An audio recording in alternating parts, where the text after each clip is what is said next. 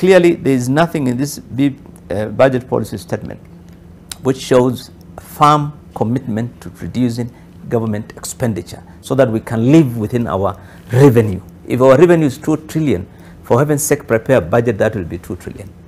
An expenditure. Don't go for an expenditure for 3.6 trillion and you know you're headed for borrowing tomorrow to bridge that gap. And say Kenyans, are not paying. Kenyans are not,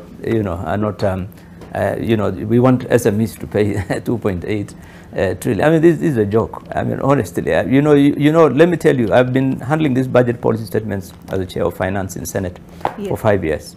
Very lofty statements, but don't even go very far. By the time the budget printed statements are done, you'll find that those printed estimates do not sometimes reflect the policy in this BPS. It will not. And sometimes the figures are not even the same. They will change because they'll realize that it's one thing to say we want to do this, but when they come now to write down what they want, other interests, political expediencies, developments, politics, every other thing comes in.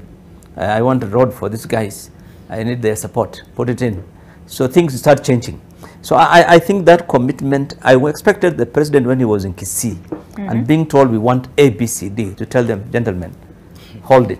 We have no money. We have an economic crisis. We want to pay our debt. We want to reduce our, cost of living. So we are not going into any of these activities. Sorry. Instead, you tell everyone, bring your list, I'm going to do it. It's going to find its way into those printed estimates because of political expediency. And that means we'll end up in the same situation that we're already in. All right, but the president tells us we are saving money by eliminating those costly fuel subsidies. There was a maize subsidy. There's nothing costly.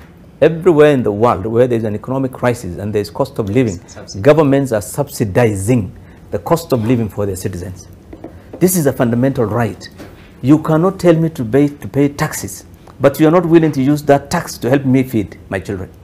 You find it a burden. It should not be a burden. You are simply telling Kenyans the cost of food is so expensive. Here we are going to subsidize so that you can get the cost of food cheaper.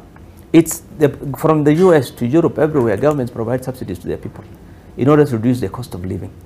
So to try and project, that subsidies are a burden on the economy. You always focus in this country, the problem is we're always looking at government. The economy is equivalent to government for Kenya. This is the mistake. The economy is not government. For heaven's sake, in countries that are developed, like Europe, where they are not building roads and people are not submitting those wish lists today, the government still focuses on economy. And the economy there is about expanding the incomes, providing jobs, helping businesses to grow. Those are the things that the economy is about. It's not about government. Here the economy is about government. We need money. I save money by not giving you subsidies. The government says we are very happy we have saved money.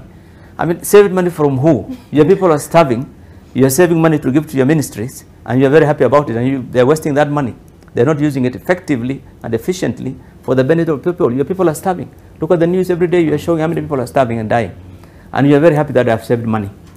They can't afford to buy food. They can't afford, people are struggling.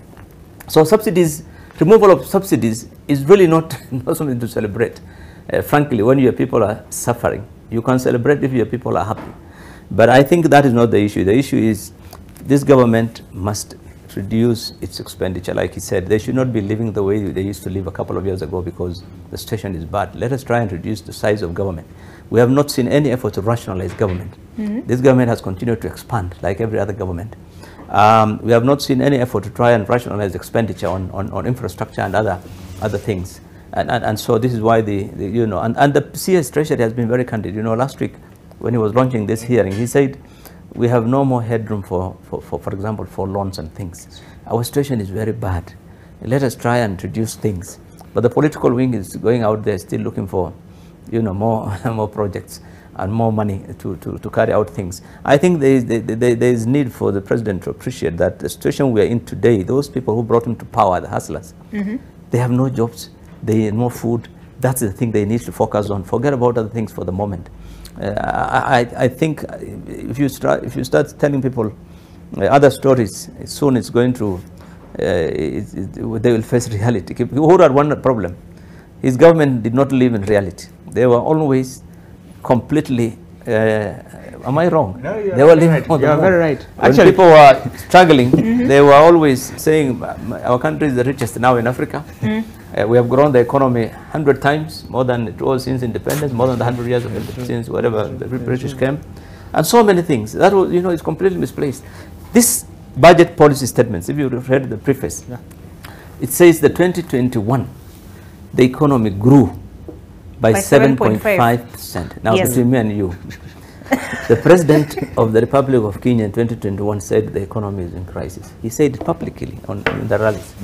The people who are now in power, the Deputy President then, they said the economy is has collapsed. Today you are telling Kenyans the economy grew 7.5, one of the highest in the world. Nowhere else in the world I have seen economy grow in 2021 7.5%. We would have all been happy. Everyone would have been smiling. We would have got jobs. Our incomes would have been higher.